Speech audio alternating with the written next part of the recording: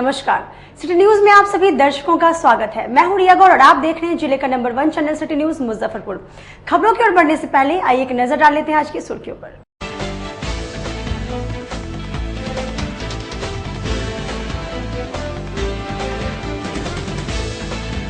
बेला औद्योगिक क्षेत्र में नगर निगम द्वारा पानी छोड़े जाने के विरोध में उद्योगपतियों ने निगम प्रशासन के खिलाफ खोला मोर्चा। सरकार द्वारा नियोजित शिक्षकों ने वेतन बढ़ाने की घोषणा किए जाने के बाद जिले में नियोजित शिक्षकों ने इस पर अपना विरोध जताते हुए आदेश की प्रतिलिपि को जलाया। और 21 जुलाई से धरने पर बैठे एएनएम संविदा कर्मचारी संघ के सदस्यों ने अपनी मांग को लेकर किया प्रदर्शन।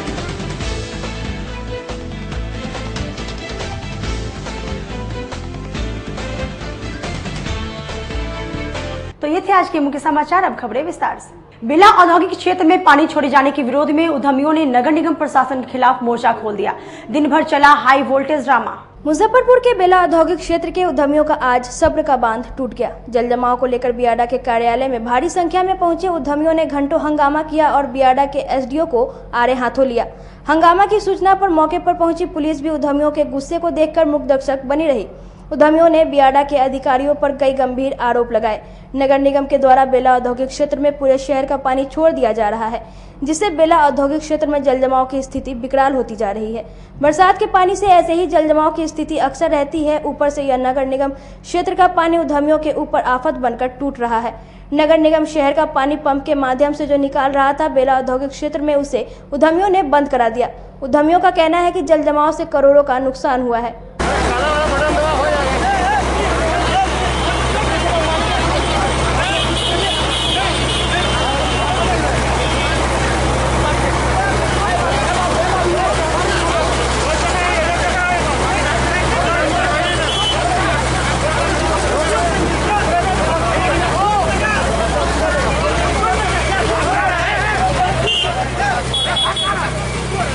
से सर हम लोग वाटर लॉगिंग में फंसे हुए हैं। 20 जुलाई से लेकर के हम लोग का इंडस्ट्री एकदम बाधित है। कोई काम नहीं हो पा रहा है। इंडस्ट्री में जाना आना परेशानी का घर हो गया है। ठेवना बड़ा पानी हेल कर करके हम लोग जा रहे हैं। बीच में जो है सो बियाडा से हाथी कर करके हम लोग रिक्वेस्ट कर करके बियाडा पंप लगा करके वहां से पानी जो है सो निकालने का व्यवस्था किया था। थोड़ा पानी का लेवल कम हुआ था तो हम लोग इंडस्ट्री को फिर से चालू किए थे। फिर से चालू करने के बाद में अभी क्या हुआ है कि नगर निगम जो है सो अपना जो है सो यहाँ पर मेन रोड पर आप देखे होइएगा तो 82 HP का पंप लगा करके और बाई फोर्सली फिर पानी जो है सो इंडस्ट्रियल स्टेट में फेंक रहा है, जिससे क्या होगा कि फिर इंडस्ट्रियल स्टेट का लेवल पानी का जो है ऊंचा हो जाएगा। तो आप लोग अवगत हैं उससे, वो कोई बड़ी बात नहीं है। बात यह है कि भारत सरकार कहती है कि आत्मनिर्भर बनिए, बिहार सरकार कहती है प्रवासियों को नौकरी दीजिए, और नगर आयुक्त और डीएम साहब से बात होती है तो मंत्री जी कहते हैं कि नहीं शहर का पानी इंडस्ट्रियल स्टेट में भेज दीजिए। कहाँ से इंडस्ट्री ही जब डूब जाएगा तो कहाँ से प्रवासियों को हम लोग नौकरी दे पाएंगे? क्या करेंगे? 20 जुलाई और अभी तक हम लोग का पानी इतना डूबा हुआ है।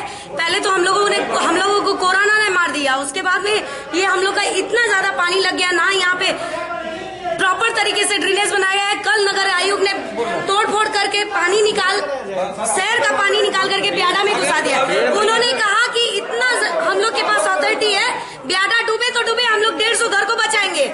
सबसे ज्यादा टैक्स हम लोग देते हैं, इलेक्ट्रिसिटी बिल हम लोग देते हैं, उसके बाद में हम लोग के बचाओगे इनकम टैक्स देते हैं, उसके बाद में हम लोग को इस तरीके से बोला जाता है जैसे कि इंडस्ट्री वाले लोग कुछ भी नहीं है।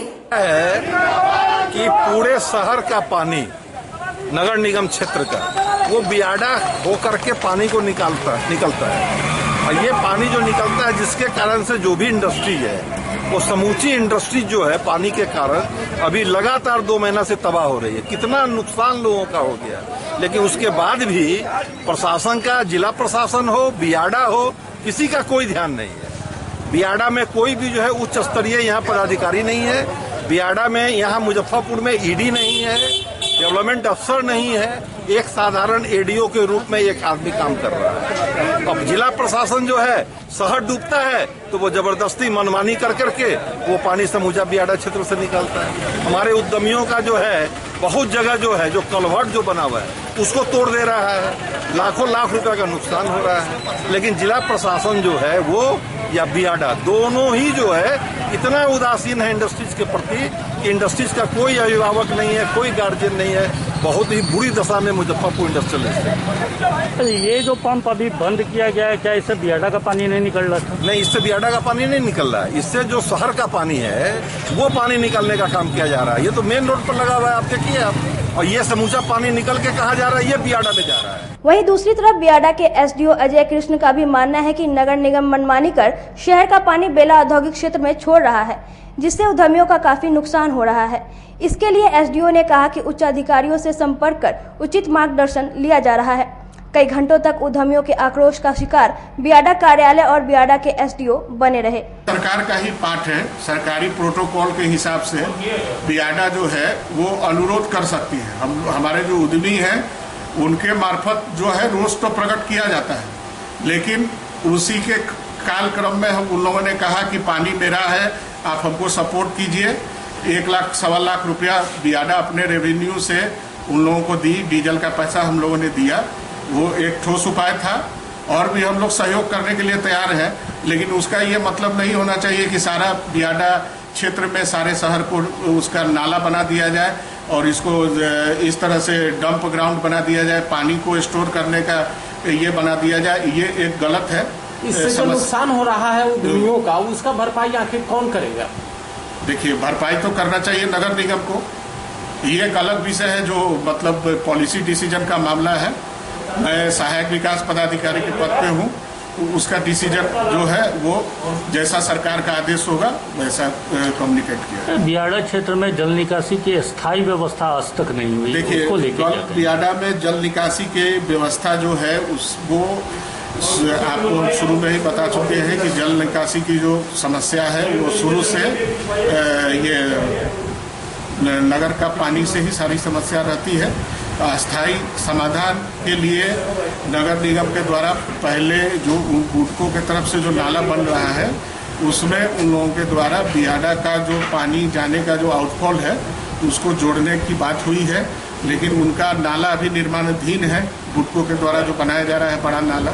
तो ये अस्थायी समाधान है, लेकिन ये कब होगा, कैसे होगा, कितने दिनों में होगा, ये नगर निगम के ही अधिकारी बता सकते हैं। सरकार द्वारा नियोजित शिक्षकों के वेतन बढ़ोतरी के फैसले दिए जाने के बाद जिला नियोजित शिक्षक संघ के सदस्यों ने सरकार के खिलाफ विरोध जताते हुए फैसले के प्रतिलिपि को जलाया। बुधवार को जिला परिषद मार्केट स्थित डीपीओ स्थापना कार्यालय में टेट स्टेट उत्तीर्ण नियोजित शिक्षक संघ गोपगुट के बैनर तले नियोजित शिक्षकों ने अधिसूचना की प्रति जलाकर आक्रोश व्यक्त किया। नियोजित शिक्षकों का कहना है कि नीतीश सरकार शिक्षकों की सेवा शर्त और जायज मांगों को लेकर हमेशा शिक्षकों के साथ छल किया है। अब जब चुनाव निकट है तो सरकार शिक्षकों के प्रति झूठी संवेदना दिखाकर एक बार फिर से छलने का काम कर रही है। सेवा शर्त की और अपने जायज मांगों के लेकर के लड़ाई जब से हम लोग नियोजित हुए उसी समय से चल रही है। सरकार ने लगातार हम लोगों को छलने का काम किया है। आज इलेक्शन के टाइम जब हम लोगों ने विश्वव्यापी त्रासदी को ध्यान में रखते हुए अपने आंदोलन को स्वविवेक से स्थगित करने का काम किया, लेकिन सरकार ने उन सारी चीजों को कहीं से संवेदना नहीं व्यक्त किया, जहां तक कि हम लोगों को उसी आड़ में ठगने का काम किया है। जो सेवा शर्त के बहुत दिनों से प्रतीक्षित थी, उसमें केवल आंकड़ों की बाजीगरी है और कुछ नहीं मिला है। यह ठीक उसी प्रकार है जो बैंक डूबने वाला है उसका पोस्ट डेटेड चेक काट करके दिया गया है, जिस डेट में चेक काटा गया है उससे पहले ही बैंक डूब जाएगा। अब समझ सकते हैं यह सेवा शर्त वही है। आज घोषणा हो गया और यह लागू होगा 2021 के 1 अप्रैल से, जिससे कि क्लियर है कि सरकार ने यह तय कर लिया है कि अपने वोट के स्टैंड से शिक्षकों का उपयोग करना चाहती है कि अगर आप हमको वोट दीजिएगा तो आपको मैं यह सेवा शर्त दूंगा, अगर आप वोट नहीं देते हैं तो आपको इसी तरह प्रताड़ित करते रहेंगे, लगातार इसी तरह आपका शोषण करते रहेंगे, जिसके खिलाफ शिक्षकों ने भी कमर कस लिया है। यह कोरोना की त्रासदी खत्म होते ही शिक्षक एक राज्यव्यापी आंदोलन करेंगे और सरकार का ईंट से ईंट बजा देंगे। आज आप लोग क्या किया? आज हम लोगों ने जो सरकार ने कल सेवा शर्त लागू किया, जो केवल झूठ का पुलिंदा है, जिसमें कुछ नहीं है, केवल 3 पेज का सेवा शर्त दिया गया जिसको बनाने में 6 साल लगे। कितनी बार कमेटी बना, कितनी बार कमेटी टूटी और फाइनल रिजल्ट क्या आया? केवल 3 पेज का सेवा शर्त, उसमें भी कंप्लीट छला गया है सभी शिक्षकों को, और अभी से कुछ भी लागू नहीं है। जो भी लागू होगा वो 2021 के अप्रैल माह से लागू किया जाएगा। तब तक शिक्षकों को इसी आड़ में इलेक्शन में उनके एनर्जी का दोहन करना है। जिले में आई बाढ़ ने किसानों की किस्मत को बर्बाद कर दिया। अब यह किसान अपने आने वाले भविष्य को भी अंधकार में देख रहे हैं। देखिए ये रिपोर्ट। जिले में इस बार आई बाढ़ ने किसानों की जिंदगी को तबाह कर दिया है। बाढ़ ने हजारों किसानों की तकदीर को भी अपने साथ बहा ले गई। अपने भविष्य के बारे में सोचने वाले ये किसान आज 2 वक्त की रोटी के लिए तरस रहे हैं। आज हम जिले के एक ऐसे ही क्षेत्र को दिखाने जा रहे हैं। ये जिला है मुरौल प्रखंड। यहाँ कुछ दिन पूर्व दोनों ओर की टूटे निरुत नहर ने कई एक गांव के रिहायशी इलाके को तो अपने चपेट में ले लिया है। अब हजारों एकड़ की फसल मुरौल, सकरा और मुशहरी प्रखंड के हजारों एकड़ में धान की फसल पूर्णतः बर्बाद हो गई है। इन इलाकों के किसानों का कहना है कि खरीफ की फसल तो बर्बाद हो ही गई, रबी की फसल अब होने की उम्मीद नहीं है। साथ ही मवेशियों के लिए चारे की भी समस्या उत्पन्न हो गई है। मुशहरी प्रखंड के मनिका, नवादा, रजवाड़ा के किसान कहते हैं कि सीधे रूप से इस बार बाढ़ नहीं आया, लेकिन नहर जो हम लोगों की सुविधा के लिए बनाई गई थी वो समुचित देखरेख के अभाव में हर साल कहीं न कहीं स्वतः टूट जाती है, और जो नहर किसानों की सुविधा के लिए बनाई गई थी वो अब श्राप बन गई है।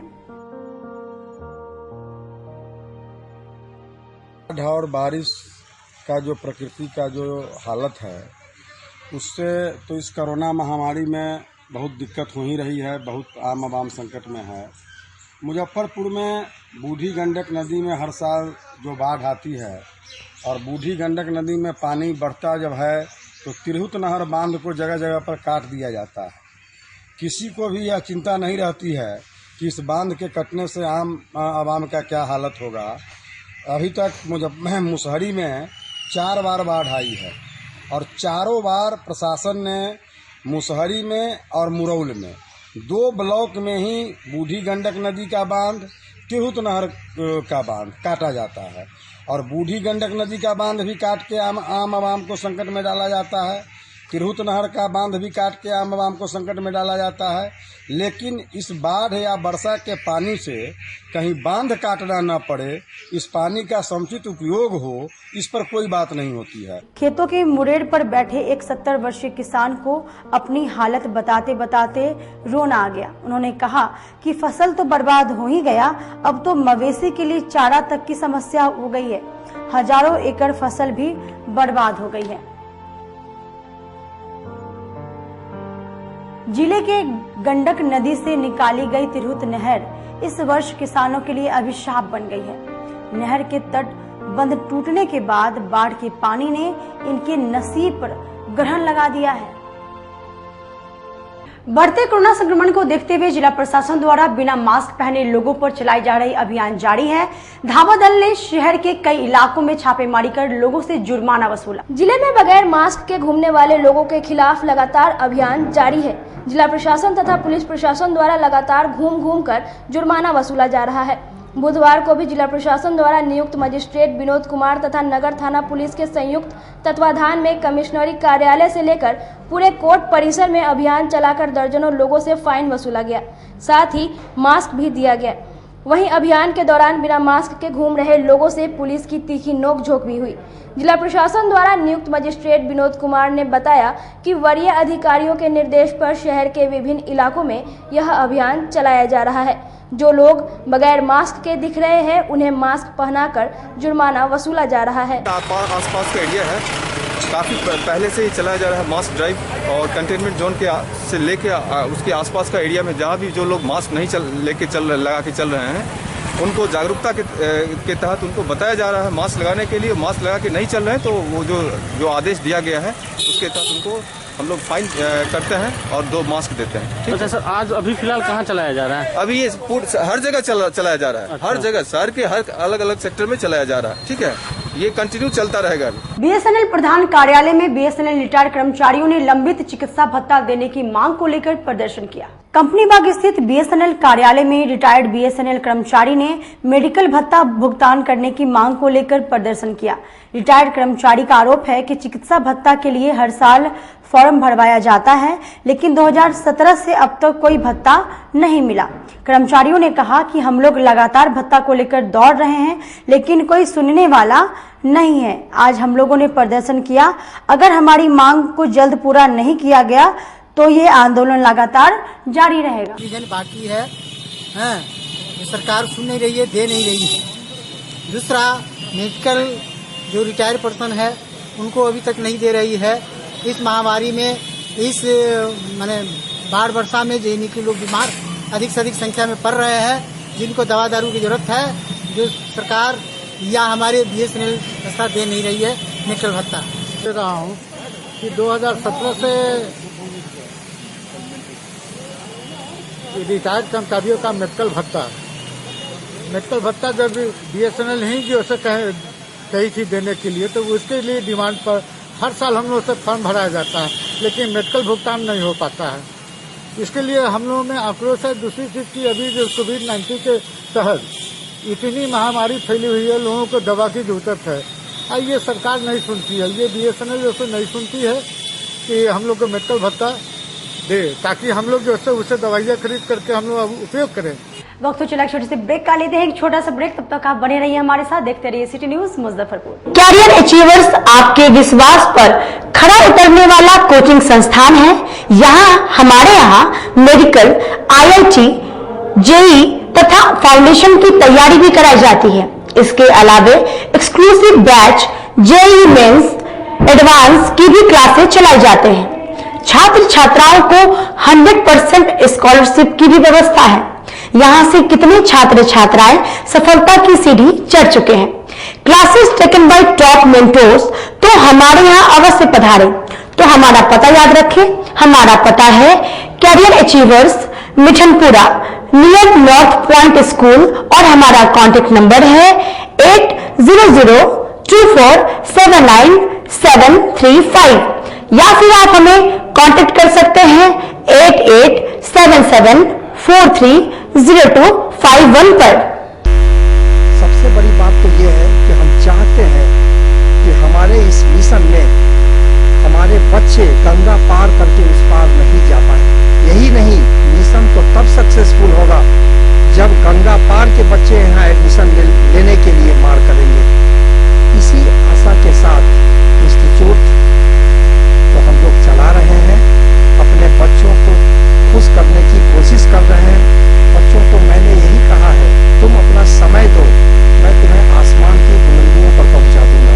मुजफ्फरपुर की शान और अपने कलाकृतियों से बॉलीवुड के स्टारों में अपनी पहचान बना चुका बाबा की दुकान लहठी भंडार पिछले 50 वर्षों से आपके पसंद का ख्याल रखती है। यहाँ से लाह की बहुरानी सेट बॉलीवुड की स्टार ऐश्वर्या राय ने अपनी शादी में पहनी थी। यहाँ से राजनीतिक गलियारों के नामचीन चेहरों की दुल्हन भी सजी थी। हमारे यहाँ शादी सेट, बहुरानी सेट, जयमाला सेट, लाह के फैंसी आइटम कुशल कारीगरों द्वारा निर्मित कराई जाती है।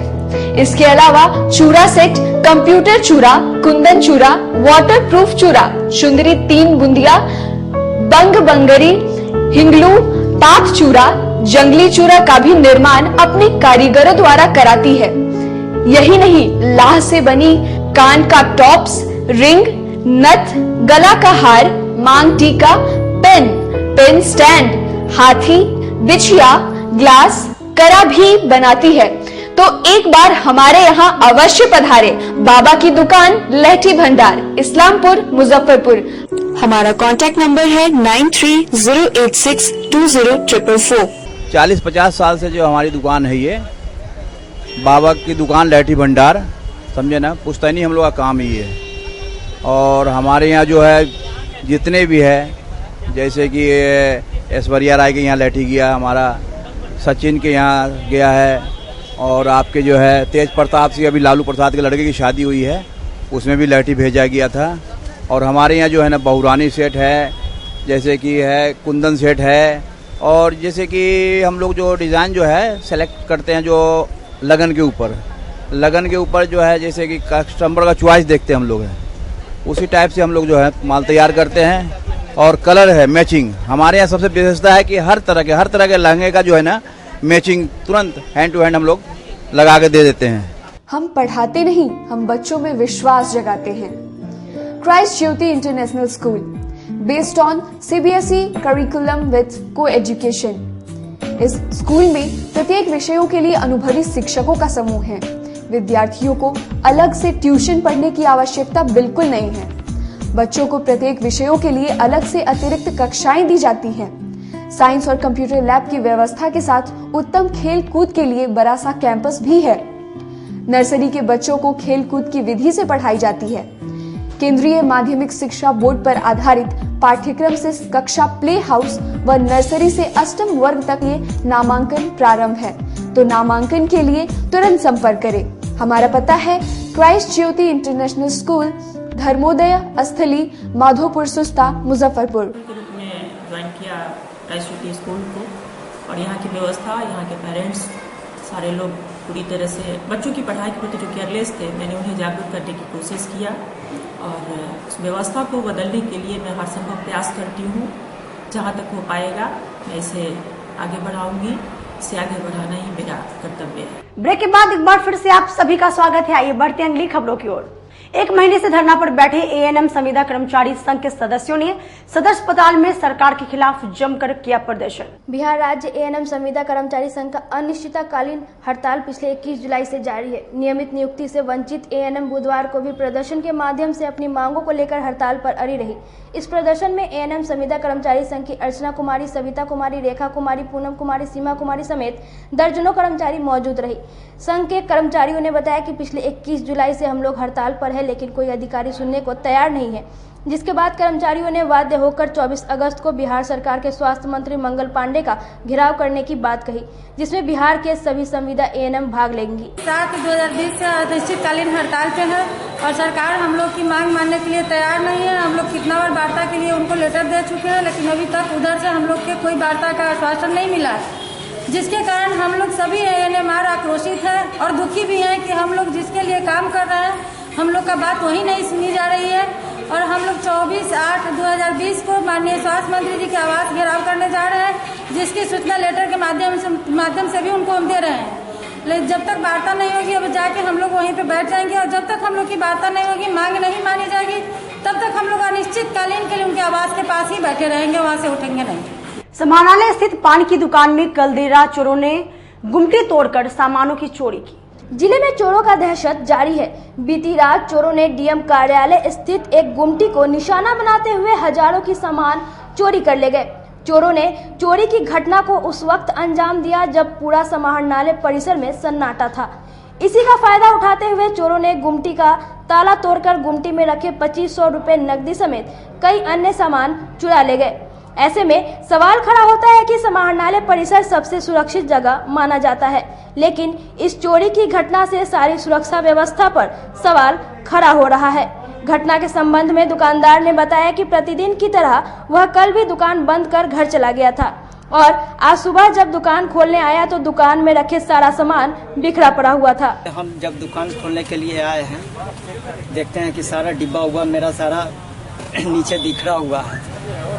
इस पीरियड में मेरा लगभग 4000 रुपया का सामान इसमें से निकल गया है, गायब हो गई है। और लगभग 2500-3000 रुपया कैश भी रखा हुआ था, वो भी सब पैसा मेरा यहाँ से गायब है। समाहरणालय के सामने में रहते हुए, इतना DM ऑफिस के सामने में रहते हुए मेरा सामान सुरक्षित नहीं है। हम अपने आप को कैसे सुरक्षित समझेंगे? अब ये तो देश का दुर्भाग्य कहिए या क्या कहिए, यहाँ का विधि व्यवस्था है कि क्या है। हम लोग तो निर्भय होकर के रात में चले जाते हैं, शाम में चले गए, सुबह में आते हैं तो देखते हैं कि आकर के दुकान दौड़ी खोले, 2 रुपया कमाने का उपार्जन करते हैं। गरीब आदमी कहाँ से रहेगा? दिन भर लॉकडाउन की स्थिति में पड़े हुए थे, लॉकडाउन से मरे हैं, उसके बाद बाढ़ से मरे हैं।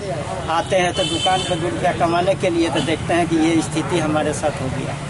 मालीघाट स्थित माले के नगर कार्यालय में स्थानीय लोगों के द्वारा हमला किए जाने तथा पुलिस के रवैये पर सवाल खड़ा करते हुए आयसा के सदस्यों ने शहर में प्रतिवाद मार्च निकाला।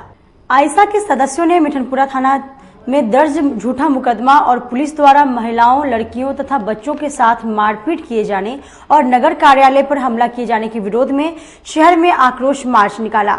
मार्च शहर के विभिन्न क्षेत्रों से होकर गुजरी। इस दौरान आइसा के सदस्यों ने माले कार्यकर्ताओं समर्थकों पर झूठा मुकदमा वापस करने तथा महिलाओं से मारपीट तथा माले नगर कार्यालय पर हमला के लिए जिम्मेवार मिठनपुरा थाना प्रभारी भागीरथ प्रसाद को निलंबित करने की मांग नीतीश सरकार से की। नेत्री पुलिस द्वारा उस पर गलत आरोप लगाने के खिलाफ में और माले नेता सरोज कुमार सिंह पर हमला के खिलाफ में और आधी रात में हमारे पार्टी के महिला साथी पर हमला करने और उनके द्वारा पुलिस के द्वारा बर्बर तरीके से मारपीट के घटना के क्रम में आज जो है आयशा के द्वारा यह प्रोसेस किया जा रहा है। मेरा मांग है कि आयशा पर जो पुलिस के द्वारा जो गंदा आरोप लगाया गया है, दुर्व्यवहार किया गया है, उस पर थाना प्रभारी कार्रवाई किया जाए और माले नेता सूरज कुमार सिंह पर जो हमला किया गया है उस हमलावरों को तुरंत गिरफ्तार किया जाए। आपको पता होगा कि अब जिला प्रशासन भी जो है, जो मिठनपुरा के थानाध्यक्ष जो भागीरथ प्रसाद हैं, वह बीजेपी की बोल रहे हैं। जिस तरह से बीजेपी कहता था कि शाहीनबाग की महिलाओं जो है 500 रुपया में यहाँ आती है, अपना कोख में बच्चा पालती है, वही सेम घटना मुजफ्फरपुर में जो घटना हुआ उसमें आयशा के नेत्री जो मिशा भारती है उन पर भी पुलिस के द्वारा पुलिस के थानाध्यक्ष जो है भागीरथ प्रसाद के द्वारा कहा गया कि तुम लोग जो है यहाँ रंगलीलियां बनाने आती हो और तुम लोग गलत धंधा करती हो और आयशा के कार्यालय में देश व्यापार किया जाता है। तो आयशा कतई इसको बर्दाश्त नहीं करेगा और आयशा यह मांग करता है। आज यह आंदोलन के माध्यम से आयशा का मांग है कुछ मिठनपुरा के जो थानाध्यक्ष हैं भागीरथ प्रसाद, उनको अविलंब जो है बर्खास्त किया जाए। आज के लिए बस इतना ही। कल फिर मिलेंगे कुछ नई खबरों के साथ। अब तक मुझे और मेरी पूरी न्यूज टीम को दी इजाजत। नमस्कार।